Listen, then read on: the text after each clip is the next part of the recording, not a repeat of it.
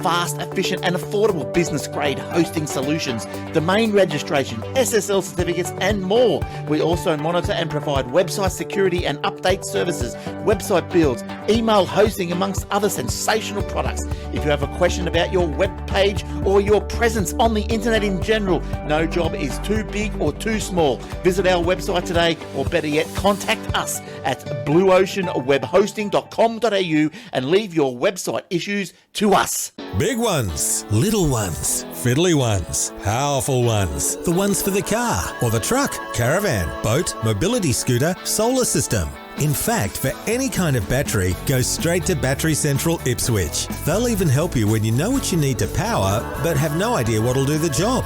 Battery Central Ipswich, 280 Brisbane Street, West Ipswich, behind the Yellow Building. Expert advice, better batteries, best prices, every day. That's Battery Central Ipswich.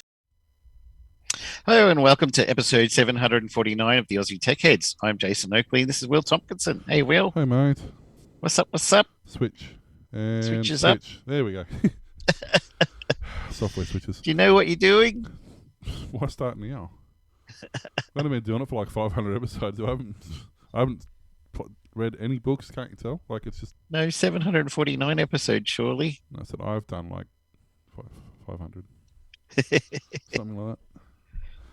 Yeah. Feels like it. No, it's not far off it, and you're not far behind me. Yeah. So, just a lot souther. Just as wet? Yeah. That's, How's you been? full of water. You're full of water, are you? My bin is full of water. We've had a lot of water here.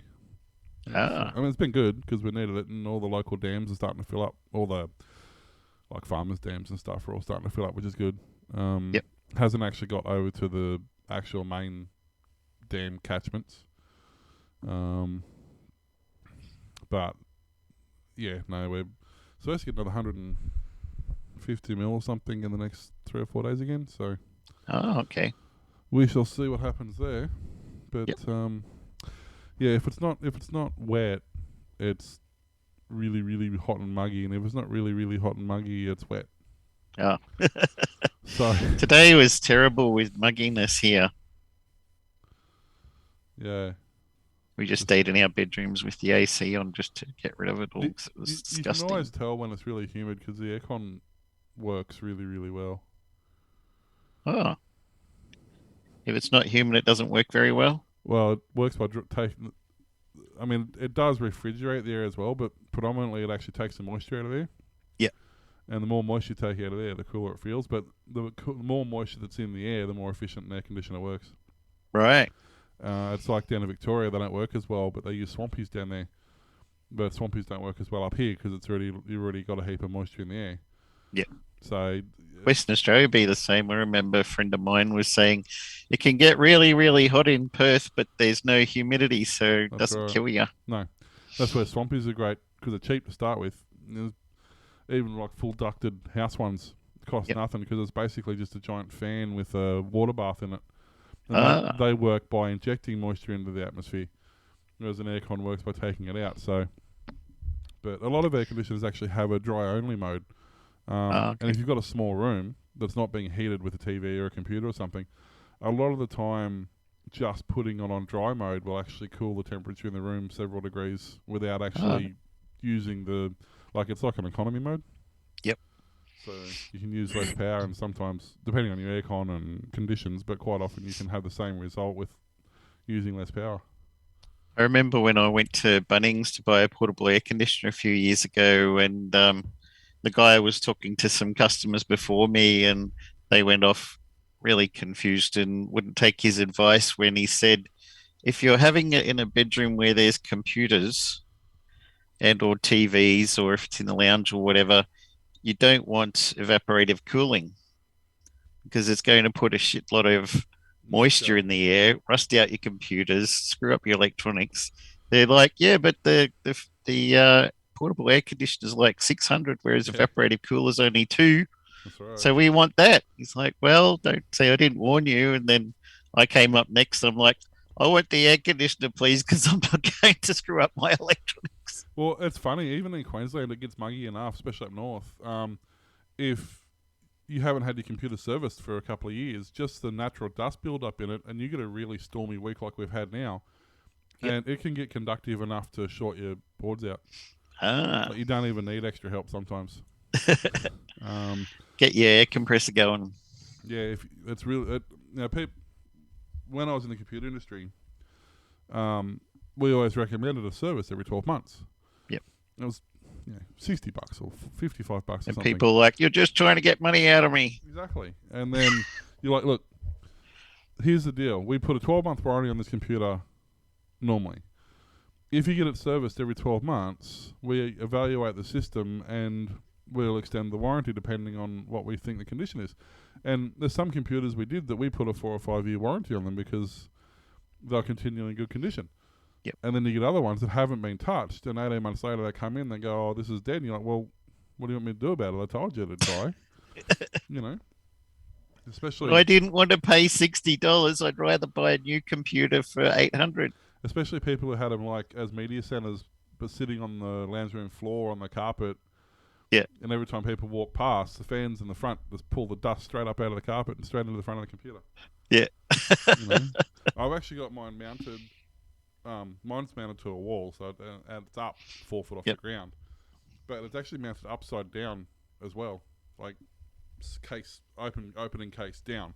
Yep. With no side on the case. It's practically impossible for dust to get in there. You know, and I only That's what you want. when I do clean it out, it's only once every. You know, I give it a quick blow out with the air compressor, and almost nothing comes out of it. You know. Yep.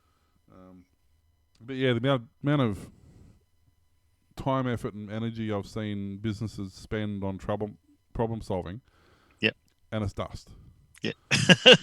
Whether it's nuked routers, whether it's killed servers, whether it's just got into network ports and people haven't blown the ports out before they've plugged Cat5 cables in. Yeah.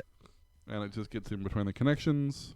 You know, it's amazing. Particularly if you like your business is in an industrial area or it's industrial equipment or a big road highway going past and all the dust from that. Yeah, anywhere that the less carpet you have, the worse it is too. At least carpet, as feral as carpet can be to put a computer on, if your computer's above, it's actually quite good because the carpet eats all the dust. Yep. So it's you know, we used to do a lot for the unis and stuff like that, and they were all carpeted, but they used to get like steam cleaned every 3 months or something. So Yeah. we used Big to difference. we used to just put basically they weren't because Bunnings wasn't a thing then, but you can go to Bunnings now and you can buy those little kitchen assist stepladder things for like $3. Well, back then we had an equivalent sort of thing that we used to put the cases on, put them back in the corner of the desk, sit them up on one of those, and never had issues. Yeah. You know, but before that, they were continually because when they come in and do the carpet cleaning every 3 months, the tidal wave of water travels about half an inch in front of the head, doesn't it? So even though the head stops at the computer, the water travels inside the case. And they couldn't figure. Yeah, exactly. What's that burning smell? You let the smoke out of the electronics, now it won't work. All the pixies have been released. Yeah. So yeah. I'm going to be busy this weekend. The 2 hard drives replacement for my NAS arrived today. So I'll whack those. Take out the dead one, put in one of the new ones. Let it rebuild that. Let it copy all the stuff over that way. Then take out the other one, put in one of the new ones. Let it sync across both of them. And then going to rebuild the computer in the spare room to be this other server that I really wanted it to be in the first place.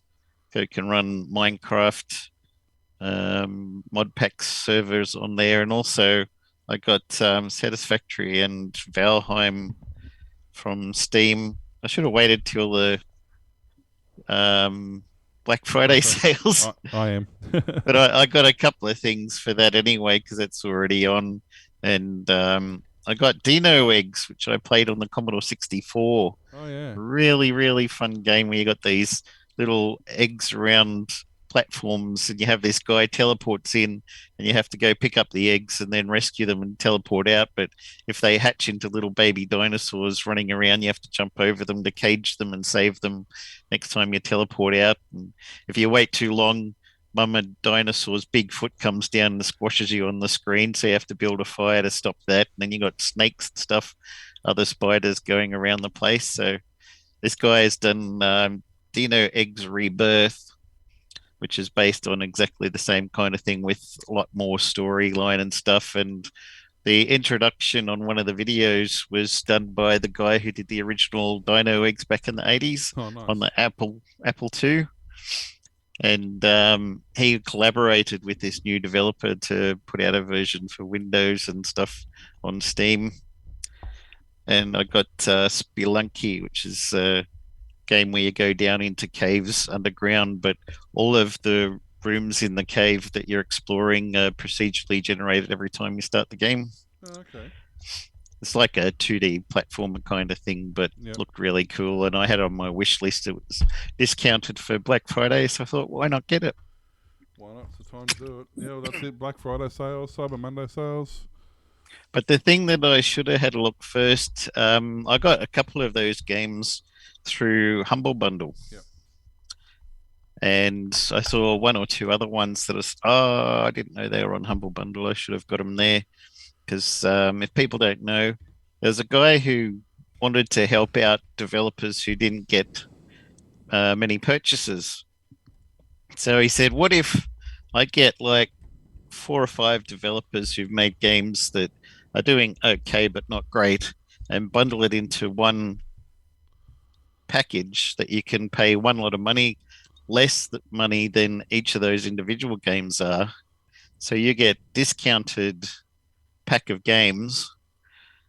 Some of it goes to charity, a percentage of the purchase, and then the rest goes to the developers. And the developers ended up making a lot more money that way, because people would go to the Humble Bundle website and they're like, oh, here's some really cool stuff, or there's a special on, or freebies, or whatever is happening. And they have a thing where they'll launch with like 10 games in the bundle, and if you pay more than X amount of dollars, they'll throw in a couple more and pay a bit more, and you'll throw in a few more games. Yeah, that's what I'm on. I think I'm on $12 a month. Gives me $10 a month gives me 12 games. Yep. And sometimes they're fantastic games. And they have book sales on there and all sorts of stuff. Teach you how to use Python and Java and C and all of that. They'll do a bundle of those every now and then, and all sorts of things. It's not just games. They do this sort of thing too. Pay what you want. So, for example, this is the Leisure Suit Larry pack. It's got all 6 Leisure Suit Larrys in it. It's actually got 12 games in total. Total value is $99 US. But it's a pay what you want. So you can literally go in there and go, oh, I think it's, I'm only going to play it, 3 times. Yep. So, I'm only going to pay $1.33. So you click on $1.33, and they go, oh, okay, well, you can still have some of the games. We're only going to give you the first 1, 2, and 3. Mm. So you click on, that, and then, but for the sake of $13, you get everything. Then you can pay more if you want, but paying more doesn't get you any more. But what it does is it supports charities and things like that. Developers, yep. And developers. It's a brilliant idea. I've been using them for years. I logged onto my account to buy these games recently. I was like, hang on, I didn't know I bought Tropico. Hang on, I didn't know I bought oh, look at all these games that are even mobile games. I'm like, oh, there's like Sonic games pack for mobile, Android and stuff like this. I was like, I'd forgotten I bought all of these things. Yeah, and now they integrate with Steam, so almost everything you get integrates with Steam. And Honey, by the look of that. Yeah, and Honey too. Probably not so much with their Black Friday sales, but no. But yeah, like I know the last slot had Kerbal Space Program and Drift 2, I think, and they're both $99 games. Yep. So I got 12 games, and 2 of them are $99 games. I don't know what the other ones were, but that's worth it for $12. Like you can get Fallout if you want to play the new Fallout stuff, or it's got all the latest stuff as well. Wolfenstein packs. 7 Days to Die. Like if you haven't got 7 Days to Die, I don't really like paying $45 for it, but it's definitely worth $8. Hmm. You know, especially if you're not sure if you. And the thing is, it's perfectly legit. Like it's not like they're dodgy or crack codes or anything. Like they're perfectly legit codes. The developers put them there and yeah. contact this guy, say, can you put our stuff there? Because it gets them views and purchases and stuff where $8 is still a lot better than zero. Yeah. Like Grand Theft Auto 5 Premium Edition, $20. I paid for Grand Theft Auto $120 or something. Yep. You know, 3 or 4 years ago, but it's your Dying Light. There's another one. Even on sale, it's 58% off, and it's still $66. I got that in one of my Humble packs. But yeah, and that's the thing. Like, it's fully integrated with Steam. So if you've already got the game on Steam, you can actually gift it to somebody else. Yeah. Or if you haven't, you'd buy it there, and it says "Reveal my Steam key," and then you just purchase, add that on in Steam. Yep, and that's what I mean. You instead of or you can gift it if you know you've got it and somebody else doesn't. I've done it a couple of times. I've had a cheaper. I've already had it and it's come up, and I've known someone who's been talking about wanting a game, so I just say, hey, do you? Yeah, I think you've sent me a couple. Mm. You're like, I already bought this one. Now it's come up in Humble Bundle. You might as well have it. Yeah. You know, so this is which I was just trying to figure out which Doom this was. This is the first remake, I think. But $10. See, I bought this for $40, $50 or something. Yep. So yeah, this is part of the reason I sent you that list of games I've got. I think what was in there, 1,100 or something. Yep. This is part of the reason I've got 1,100 games. It's you get and for the price of a Netflix subscription, it's worth it. Well, you get 12 a month, and I always activate them. But I mean, when are you going to have time? I think I've went through my Steam list, and I think I've installed 30 games. Yep. In total, and I think I currently have about 11 installed. Like, most of those, Bub plays more than I do. Well, he's cheering, isn't he? The Worms ones. There's Winnie the Pooh. There's there's a lot of games, and that he actually plays more than I do. So I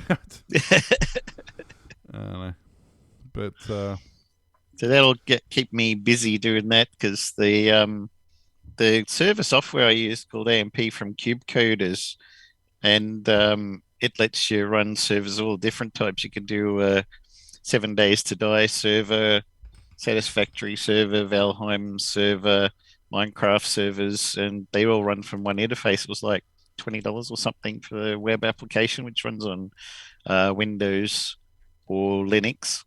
I use Linux, of course, but you can run it on your Windows and just manage it all through a web interface. It's very easy to do. And it's actually not too bad, even if you only want to run a server part-time. Like, over a weekend, you want some hook up with some friends and play, you just fire it up. Doesn't take up that much system resource. You can run it on your Windows system. Yeah. So, but it's good if you want a full-time server too, because it can be unmanaged, obviously, being Linux. Yeah.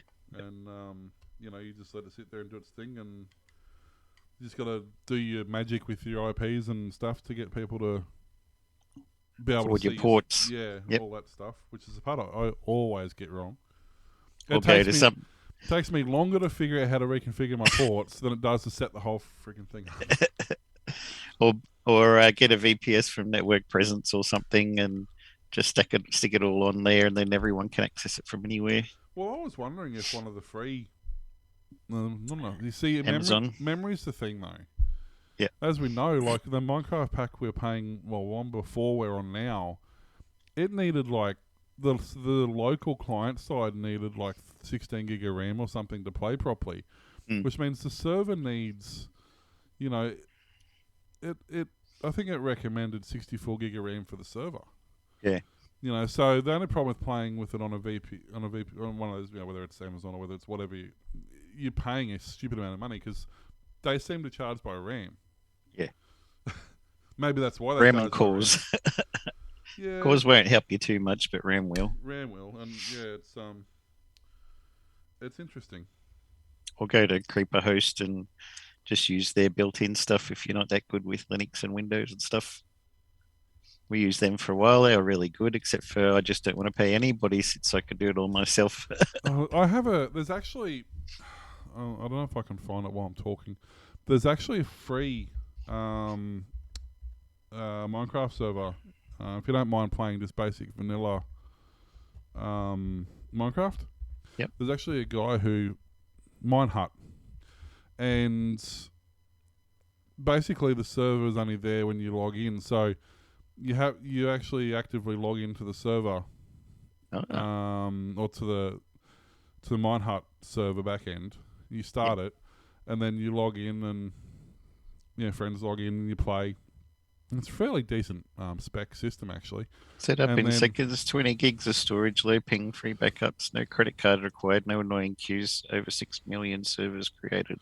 Yeah, and then as soon as you stop playing, within an hour of everybody logging off, it shuts the server down. Yep.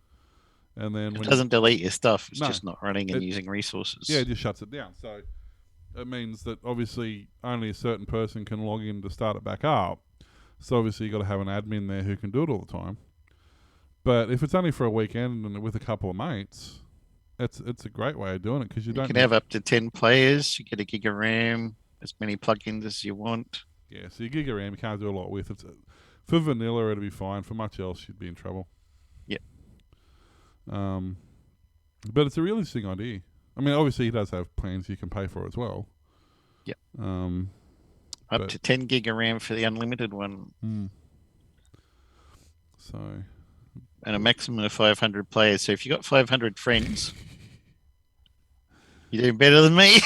I don't even have that many friends on my Facebook account. And I don't even know most of those people. Shall we do some news? I suppose we can do that.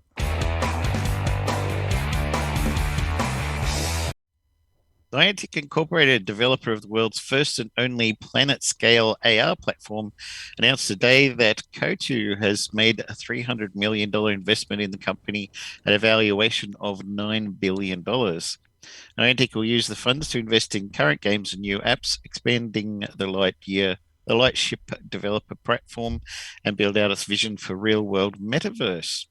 We're building a future where the real world is overlaid with digital creations, entertainment, and information, making it more magical, fun, and informative, said John Hank, Niantic's founder and CEO. This will take a significant investment of talent, technology, and imagination, and we're thrilled that Coatue is with us on this journey. Niantic is building a platform for AR based on a 3D map of the world that we believe will play a critical role in the next transition in computing. We are excited to partner with Niantic because we see this infrastructure supporting a metaverse for the real world and helping to power the next evolution of the internet, said Matt Mazzeo, a general partner at Coatue. Earlier this month, Niantic launched the Lightship platform, enabling developers to access the world to realize their visions for augmented reality and real-world metaverse. The Lightship platform is the foundation for Niantic's own products, built on years of experience developing and running titles such as Ingress Prime and Pokemon Go. Our launch partners included Coachella, Historic Royal Palaces, Leafhall at the PGA of America, Science Museum Group, Shueisha, SoftBank, The Artist JR, and Superblue, Trip, Universal Pictures, and Warner Music Group. Niantic also announced Niantic Ventures, a $20 million fund to help identify and fund AR leaders of tomorrow. So, If anyone's going to do good metaverse, it'll be them. yeah, well, they've got plenty of experience with it. Well, this is my question, though. Whose metaverse are we talking about? Because we've got Facebook's version of metaverse. We've got Berners-Lee versions of metaverse. We've got these guys' versions of metaverse. We've got Metaverse's version of metaverse. So who? And there was another one I saw recently that has virtual real estate, and someone just paid $2.6 million in crypto to buy a block of virtual real estate on a server. It wasn't that Second Life 10, 15 years ago, though? Yep. I mean, if crypto had have been around 5 Then. years earlier than it was, Second Life would have been like literally the perfect platform for it. Yep. So what are we just repeating 10-year-old? Well, Second Life. It's got to be 20-year-old now. Yeah. And there was another one I saw Still called runs just as Earth crap as 2, it I did. think. It still runs just as bad now as it did back then. Yep. I used to be a DJ in clubs playing music for people to dance around to in Second I Life. used to spend hours and hours and hours wandering around trying to figure out how to play the game. Like literally, I spent weeks, hundreds of hours, Yeah. not figuring out what I was doing. No. I also had hosted Slingo games, which is like bingo in Second Life.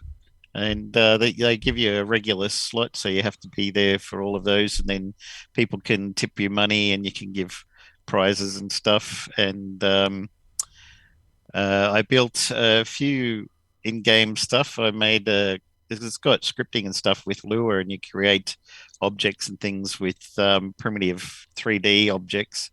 So I had a light switch that was on the wall that you click and it turned the light on over there. And I made a fan that you could spin. Every time you clicked it, the fan would go a bit faster and then back to off again. And then I did the Flintstones car. So you could sit in there and it had a driving script and it had great big rollers that you drive around and you could drive the Flintstone car around Second Life. Here I am walking around for days at a time between places because I couldn't find anything that was going on. Yeah. And then something had happened. I don't know. I can't remember. All I remember is I've never played it since. The funniest thing is there was a guy who who started with Second Life in beta, so he was one of the first players, and he was well known through there, and talked to the developers and the company that made Second Life and everything. And he created a group on what was egroups.com back in the day for the VZ200 emulator, which he's never had a VZ emulator or a VZ or anything to do with any of them, but he saw there was a need for it, so he just created it. We all joined it after finding it. And then he eventually gave it to me to run because he's like, I don't know any of this VZ stuff. And you guys were all doing your technical talk and making games and applications and hardware and stuff. So you might as well manage it. So he switched it over to me, and then it became Yahoo Groups after they bought eGroups, and now they've shut down. So we just do everything on Facebook. Yeah, it was definitely weird times. I remember seeing on the news someone purchased a Riverside house on Second Life for $11 million, and you're like, what? You might as well buy your own Second Life server. They sell with servers. You could have your own server with all your own friends and nobody else is allowed and stuff. Yeah, Might as well do I that. don't think too many people do that though. I think the whole fact that it was public was. Yeah, but I wouldn't pay $11 million for a place when you could have a server and have the whole of almost a planet to yourself Yeah, and friends. yeah. I don't know, That'd be a better spend of your money. I could never figure the game out enough to get that. I never had anything. I literally walked around naked and with nothing. Like I couldn't figure anything out. So I know I got disillusioned. But yeah, so that's what I mean. So we're talking whole metaverse thing here, but whose envisionment of the metaverse are we actually Neil talking Stephenson's. about? Well, if you ask me, that's the best version. But he should probably get the say over it, since it was his idea originally. There probably won't be enough advertising billboards for Amazon and stuff in his one. I don't know. Advertising gets pretty aggressive. It does, yeah. You see when they did something like that on Futurama, and you log in and all these pop-ups come up everywhere, and avatars are chasing you around the place, and you're trying to punch, no, don't subscribe, cancel. Your face is getting filled up with all these ads. Well, and we've discovered that we can use up to 73% of a viewer's viewing area on their screen before they have an epileptic fit. Yeah, that was on Ready Player One. But I think on Neil Stephenson's one in Snow Crash, I don't think it was far off that, to be honest. Yeah. He had something similar in that too. Ah, Somebody would they could actually. There was two ways you could either wear the glasses or you could get them embedded. But most people didn't go for the embedded option because you could get firmware that literally ran ads 24 hours, or you could get a bug like you get them hacked and they'd inject code that would run ads 24/7 over your full viewing area, and you'd go. they had you'd go something mad. like that on Futurama too, when Fry was having a dream, and then suddenly he was in his underpants and giving a lecture at the front of the office, and he woke up and he's like, "I just had a advertisement in my dreams." They're like, "Yeah, that's a normal thing."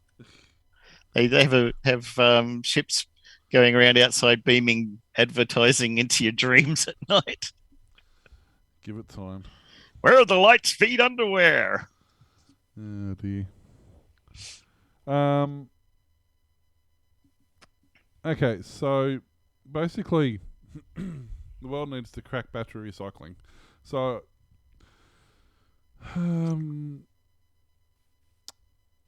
this is mainly focused at EVs, but it's true of most modern electronic devices. They all use lithium-ion batteries to some degree. Ordinary lithium-ion batteries are made up of many individual cells and weigh hundreds of kilos. The battery packs used in Nissan Leafs contain 192 pouches. Tesla Model S's contain 7,104 cylindrical cells, all bundled into modules. So as batteries start to pile up, car makers, battery companies and researchers are trying to save them from ending in landfills. Recyclers are primarily interested in extracting the valuable metals and minerals in the cells, so like your lithium, etc. Getting to these metals is complex and dangerous. After removing the steel casing, the battery needs to be unbundled into the cells to avoid puncturing any hazardous materials. Electrolyte liquid, whose job is to move lithium ion between the cathode and anode, can catch fire or even explode if heated. Once the pack has been dismantled, recyclers can safely extract the conductive lithium, nickel, copper, cobalt. Used in the cathode, cobalt is the most sought-after material used in batteries. In its raw form, rare bluish-grey material is predominantly sourced from the Democratic Republic of Congo, where miners work in perilous conditions. I had to say that, they couldn't help themselves. The world's major electric car manufacturers are already moving away from cobalt, deterred by the human rights abuses and shortages in the supply chain. Raises the question of whether recyclers will still find it worthwhile to dismantle newer battery types lacking the most valuable ingredients. When you move to the more sustainable materials and lower cost materials, the incentive to recycle and recover then diminishes. It's often cheaper to buy a new mobile phone than to get your old one fixed or recycled. Recycling wasn't much of an issue when EVs were still rare. There are 11 million electric cars and buses in the world's roads by the end of 2020. It could be 145 by 2030. And that's not including 2 and 3 wheelers. As sales of EVs continue to surge, so will the volumes of spent batteries. Based on the million cars sold in 2017, researchers from the UK factory Faraday Institution, a research outfit focused on battery technology, estimated some 250,000 tonnes of unprocessed battery packs will reach the end of their lives in 15 to 20 years. This equates to 500,000 cubic metres of spent batteries, enough to fill 200 Olympic-sized swimming pools. Although some of these batteries will retire early when cars crash or be reused in other industries and recycled later. Global capacity for recovering raw materials from batteries is estimated at 830,000 tonnes a year. A lot of this is China and is not available for other markets, as important waste batteries is banned in China. But the ban can be solved by going through recyclers in Southeast Asia. Europe is slowly catching up both in terms of production and recycling. Cars manufacturers leading the charge to reclaim the valuable materials. The IEA forecast recycling could meet up to 12% of EV industry's demand for lithium, nickel and copper by 2040. Volkswagen Group, who's known for their really legitimate and spot-on figures, which include Audi, Porsche and other brands, is recycling up to 3,600 batteries a year during a pilot phase of its new plant in Salzgitter, North Germany. Mineral processors and also showing interest in entering the market. Australian minerals company Neo Metals has partnered with German company SMS Group to build battery shredding industry, also based in Germany, fitting choice of location given the country is Europe's largest car manufacturer. So this goes on to say that basically we're going to have massive stockpiles of leaking batteries everywhere, and it's going to be the end of the world. Which is simply not true. And what they've forgotten, for example, there's a website. The name escapes me. I'll think of it in a minute. But it's where all us hobbyists go to buy second-hand batteries. Yep. And currently, as has been the case for the last at least 10 years that I've been aware of that site, demand outstrips supply literally all the time. They are always out of stock of everything, and as soon as the stock comes in, it's gone. Because the problem is, it's funny how they're blaming car manufacturers and everybody else. The issue a lot of the time is the government. The governments won't allow lithium. In some countries, won't allow shipping of it at all. In other countries, it's heavily restricted, such as Australia. Yep. How much you can send, where you can send it, how you can send it, what sort of stuff you can send. So the issues of recycling could be taken care of if they resolve the issues of shipping and allow lithium batteries to be sent country to country. Because, as I said, like a Nissan Leaf battery pack or a Tesla battery pack, even after 500,000 Ks where it's no longer serviceable for the vehicle, yep, those battery packs get taken out, and then they'll get used for battery backups for off-grid systems, or there's a million uses they'll get used for. Yep. Hobbyists will go spend the time, pull the packs apart, go through them, physically do a charge and discharge test on every cell to get a capacity of every cell. They'll keep all the, they'll prioritize all the high amperage cells. The low amperage cells used for smaller projects. And then once you get to a point where you've got a hope of low amperage cells you don't know anything with, you put it on Facebook or Gumtree or something, and some guy 3 blocks away is doing exactly the same thing as you, but he's doing a different project, and these low amperage cells are perfect for them. Yep. So until a cell actually dies, its future's almost guaranteed to be, not end up in the rubbish. Once a cell dies and has failed, or is so close to failure that it's not practical to use it, then it can be recycled, and it's not that big of a deal to recycle. Yes, it's a bit of a pain, but with everything we can recycle today, in the scheme of things, it's not that hard to do. I was just reading a company in Japan called Sumitomo Metal has developed a new method to cheaply extract copper, nickel, cobalt, and lithium from used EV batteries by crushing them, heating the resulting powder to specific temperatures, and adjusting oxygen levels. The company hails the process as the first of its kind in the world. Sumitomo Metal plans to bring a recycling facility online in Japan by 2023. It'll have the capacity to process 7,000 tons of crushed batteries a year, enough to extract 200 tons of cobalt, sufficient for 20,000 EVs out of batteries using nickel, manganese, cobalt cathodes. Which they're not using anymore anyway. But yeah, this is the thing. It's all, and this is the same thing that happens with copper and aluminium and steel. It's great to have recycling programs in place. Don't get me wrong, I love it and I'm a fan of it, and I do it myself. I hand my 10-cent bottles in and all that stuff. Yep. But the problem is, as a hobbyist now, if I want to go and buy, a couple of square foot of aluminium plate, I can't, because that fabricator who used to have a pile of it sitting in the corner of his shed just waiting to find a use for it, once a week chucks it in the back of his ute and goes and scraps it. Once it's in a scrapyard, with a couple of exceptions, once it's in a scrapyard, it never comes back out. Not as a usable material. Yep. And so, or same with copper wire. If I want to buy 10 meters of cable just to do a job, I don't necessarily need to buy new cable. I just need something that'll do the job. You used to be able to go down to the local building site and hit up the builders and go, "Hey guys, you got a couple of meters left over? Here's a 6-pack." And it's still cheaper than going to buy the cable new. Yep. But because they can recycle it now, and get money for it that way, they'll do that. And it drives up the cost for hobbyists and smaller companies who use secondhand or older technology. You know, and so the fact that it can be recycled is amazing. It's great, but there needs to be some sort of staged. I'll give you an example. All the telecom towers, phone towers, all those sort of things all have battery backup in them, as we've established.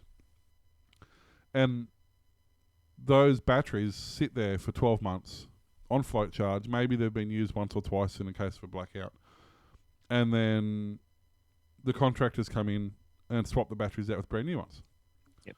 These are like FIAM Fit 120, these are 10-year lifespan batteries. Been in service for 12 months. They get taken out and they go and get scrapped. Like that. Yes, okay, whilst they're scrapping them, recycling them, the fact is that they shouldn't be allowed to scrap products that still have serviceable life. Like you could easily, like I could buy those batteries off them, pay them scrap price for them. I'm happy to do that, and then I'll take them, test them, cop any dead ones on the chin, and sell the rest as secondhand batteries to customers who want a cheaper system. Instead of just this perfectly good tech that has nothing wrong with it, just destroying it because we don't want it anymore. Yeah. Only get rid of the really, really dead stuff. Yeah, once it's no longer practical or feasible to be repaired or replaced, then yeah, okay, absolutely. But until that point, hobbyists, it's amazing what you can find a use for a product. NVIDIA Corp shares jumped 8.3% on Thursday after the chip maker earned praises from analysts for delivering estimate-beating results like clockwork. Needham analysts said that NVIDIA could become the first trillion-dollar semiconductor company. Indeed, Thursday's move added more than $60 billion to its market capitalization, which is near the $800 billion threshold. Since early October, NVIDIA has added nearly $300 billion in market value, about the equivalent of the market cap of Walt Disney Co., Netflix Inc., or Pfizer Inc. Most of the Wall Street analysts covering the stock were upbeat on the company's data center business that powers machines used by cloud computing and corporate networks. The division saw 55% revenue growth, well ahead of analyst estimates. Data center was the star of the show and expected to be the biggest driver of growth in the fourth quarter as well. I mean, not really surprising when you consider they're the only ones who have any chips left. The report is only the latest catalyst for NVIDIA stock, which is up more than 60% off a low hit in early October. Much of the advances come on the back of growing optimism over the metaverse, a digital environment that is accessed with virtual reality tools. The metaverse has become an issue of particular interest in Wall Street ever since Meta Platforms, the company formerly known as Facebook, announced it would be its new corporate focus. NVIDIA is expected to be a key beneficiary of this market, given the Omniverse software platform, which is used for creating virtual spaces, as well as heightened demand for processing chips. Needham estimated that the Omniverse could represent a $100 billion market opportunity. In the past month alone, 3 out of 4 analysts covering the stock raised price targets, and Needham, along with 2 other brokers, have a street high price of $400, roughly a 25% upside from its current level, and giving NVIDIA a $1 trillion market valuation. The technology industry already represents 5 of the 6 current members of the $1 trillion club and may well be the spawning ground for the next. Yeah, it's not. It's not over surprising when you're the only one who's got the chips to do the deals. People are going to come to you first, aren't they? So. Yep, NVIDIA's on its way up.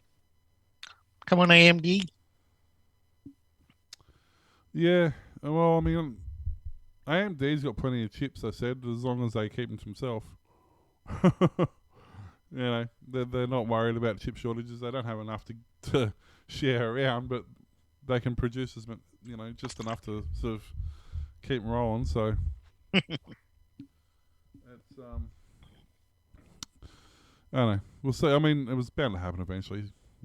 Those sort of, as you said, with the onset of VR and everything's getting so graphically intense these days. Even basic stuff is, all graphically based.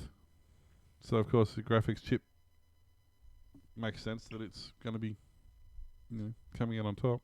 Yeah, they've started talking about the 4000 series of cards coming out next year as well. Yeah, I heard about that. That'll be interesting. It's supposed to be twice as quick or something. Or half as quick again. Or, I don't know how they word it, whatever it was. They probably nerfed them and they're only half as quick. So, but speaking of chips, actually both my stories, I just realised both my stories I have are actually about chips, but anyway. Samsung Electric has decided to build an advanced US chip plant in Texas. It's a win for the Biden administration as it promises supply chain security and greater semiconductor capacity on American soil. South Korea's largest company has decided that the city of Taylor, roughly 30 miles from its giant manufacturing hub in Austin, a person familiar with the matter, because that's a reliable source, said Samsung Texas officials will announce the decision Tuesday afternoon, according to people familiar with the matter, asking not. A person familiar with the matter said Samsung and Texas officials will announce the decision Tuesday afternoon, according to people familiar with the matter. Are these the same people, or is there two sets of people familiar with the matter? These ones are really, really familiar. But Samsung's hoping to win more American clients and narrow the gap with Taiwan Semiconductor Manufacturing. Its decision, which came months after de facto leader J.Y. Lee, Coyote maybe, was released from prison on parole, follows... Hang on a minute. Let me just reread that. Samsung is hoping to win more American clients and narrow the gap with Taiwan Semiconductor Manufacturing Co. Its decision, which came months after de facto leader J.Y. Lee was released from prison on parole, follows plans by TSMC and Intel Corp to spend billions on cutting-edge facilities globally. So you wait till your company's leader gets out of prison, then you listen to them? Wow. So the new plant will invest about $17 billion into the economy, hold about 3,000 employees, fabricate some of the country's most sophisticated chips. Nice. Samsung is planning to invest another $17 billion and create about 1,800 jobs over the first 10 years, according to documents. So that's interesting. They've kind of done us about the banned all the electronics. They went, hey, let's make somewhere that makes electronics. But, they're getting there. Yep. Oh, excuse me. I got the frog in my throat too. What's going on? That's that time of night, I think. Contagious. Web hosting company GoDaddy said email addresses of up to 1.2 million active and inactive managed WordPress customers have been exposed in unauthorized third-party access. The company said the incident was discovered on September 6th, and the third party accessed the system using compromised password. We identified suspicious activity in our managed WordPress hosting environment and immediately began an investigation with the help of IT forensics team and contacted law enforcement. Chief Information Security Officer Demetrius Com said in a filing. The company, whose shares fell about 1.6% in early trading, said it has immediately blocked the unauthorized third party and an investigation is still ongoing. Didn't you get the 47 emails to say to upgrade your WordPress? Oh, just delete them. Yeah, I mean, look, okay, GoDaddy might have been affiliated with this, but WordPress hacks, their breaches are ridiculous. It's not specific. I mean, I'm not a fan of GoDaddy. It's not the WordPress software, it's the plugins or the themes that get hacked. Yeah, WordPress itself, but it's like anything. It's like saying DOS is perfectly secure. As soon as you do something with it, it's not. But it is. I don't think WordPress is 100%. I'm just saying if it's not they've hacked into, they've hacked into one of the other. It's usually the plugins. It's usually any of the site login stuff or the cart manager, anything that stores details. And I mean, I don't like GoDaddy. I'm not a fan of GoDaddy at all. But in this particular instance, I can't specifically say it's their fault. Like, it's, you know, they haven't gone out of their way to make it happen. It's something that happens, you know, to WordPress. Doesn't matter who you host it with, really. Yeah. So, yeah, we'll see. So Ford just signed a deal to help tackle the chip shortage problem. Can I get Samsung? Car maker Ford has signed a deal with chip maker Global Foundries to help solve the auto industry's semiconductor supply shortfalls. The Mustang maker said it signed an agreement to help create more semiconductors for Ford's lineup of vehicles. Earlier this month, Ford reported new vehicle sales dropped by 27% in the quarter compared to last year, with production being slowed due to missing semiconductor components. Foundries, or soft contact semiconductor materials, left the auto industry short of chips after the pandemic. Changed expected demand for vehicles. Semiconductor contracts span years, and nations reopened to the pandemic. Demand for new vehicles exceeded expectations. On top of this, chip makers found high-value chips for computers and smartphones using new manufacturing processes, whereas the auto industry uses cheaper chips created with older production technologies for components like microcontrol units and in-vehicle displays. It's critical it will create new ways of working with suppliers to give Ford and America greater independence on delivering technologies and features our customers will most value in the future. This agreement is just the beginning and a key part of the plan to vertically integrate key technologies and capabilities that will differentiate Ford. Ford says it could include semiconductors for ADAS, battery management, in-vehicle networking, electric vehicles. The agreement is also not just for Ford, but could include collaboration. Would see them work with motor industry in the United States in general. And the only reason I find this interesting is a friend of mine went to buy, every few years they get a new F-truck because they tow horse floats and gooseneck trailers and stuff, and the big F, like 350 or something, they buy one every 3 years or something. Yep. And they went to get one and they said they can't have one. There's just none. There's none in the country and there's none coming in. And they're being told that even once what was happening was all the high-end top spec ones, they're slowly pulling all the chips out and everything, and then the controllers and all the stuff out of them and putting it into the low-spec ones, so they could make twice as many low-spec vehicles as they could high-spec ones. Yep. But now they've got docks and docks and docks full of all these vehicles with no computers in them. Oh, jeez. Sitting there waiting for computers. Yeah. And he's saying there's like a 2 and 3 year wait now on certain models. Wow. 6 to 12 months on most of them and up to 3 years on some of them. So, yeah. That's nuts. But basically, yeah, once the world started to open up again, everyone thought, oh, people have got cars. They're not going to need cars. Like, they've got them. Yeah. And people are like, hey, let's buy a new car because I haven't got any money and I haven't got a job. But I think it's a good thing to do. That never stopped me before. Yeah. So apparently everybody, the first thing they did was went and bought new cars. That's why I got the import, because there was nothing available locally that suited us. So we went for an import, which, okay, it took 6 months to get here sitting on a boat, but still got it. I still got it quicker. I'd still be waiting for the vehicle that I originally wanted. They haven't even... that was when I inquire about that. Probably this time last year. So it's been 12 months. Mm-hmm. Then they haven't even got them... They haven't even got confirmation on whether they can get them. Wow. Let alone when they are actually coming in. Yeah. So, yeah, it's nuts. That's it for me. How about you? That'll do me, and my voice is done. Thanks for listening to the Aussie Tech Head Show. We can be found at Facebook, Twitter, YouTube, Patreon, and Coffee. Email us, Will or Warlock, at aussietechheads.com.au, and go to aussietechradio.com, 24/7 playback of tech-related shows. See you next time. Bye. Now the merry men know about.